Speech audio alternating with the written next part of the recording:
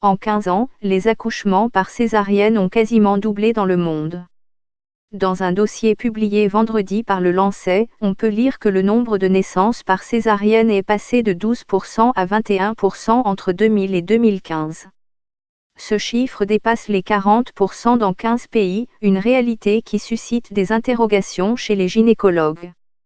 La césarienne est une pratique chirurgicale qui consiste à réaliser une incision dans la paroi abdominale pour extraire l'enfant de l'utérus de la mère.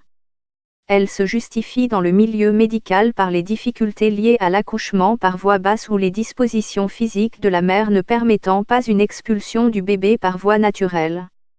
On estime entre 10 et 15% la proportion de césariennes absolument nécessaires pour des raisons médicales. Mais 60% des 169 pays passés en revue se situent au-dessus de cette fourchette tandis qu'un quart des pays sont en dessous, mettant en danger la mère et l'enfant, relève l'étude basée sur les chiffres de l'OMS et de l'UNICEF.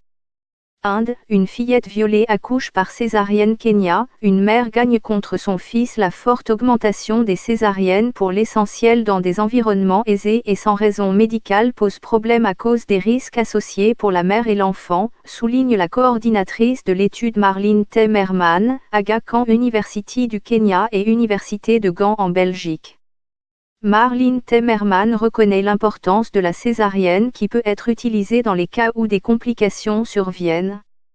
Les césariennes sauvent des vies et nous devons favoriser l'accès des femmes à cette opération dans les régions pauvres, mais nous ne devrions pas en abuser.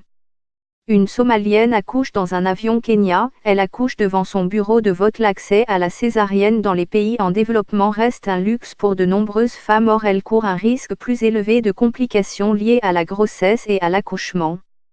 Les disparités sont écrasantes entre l'Afrique subsaharienne, 4,1% de césariennes, l'Amérique latine et les Caraïbes où le taux atteint 44,3% en 2015.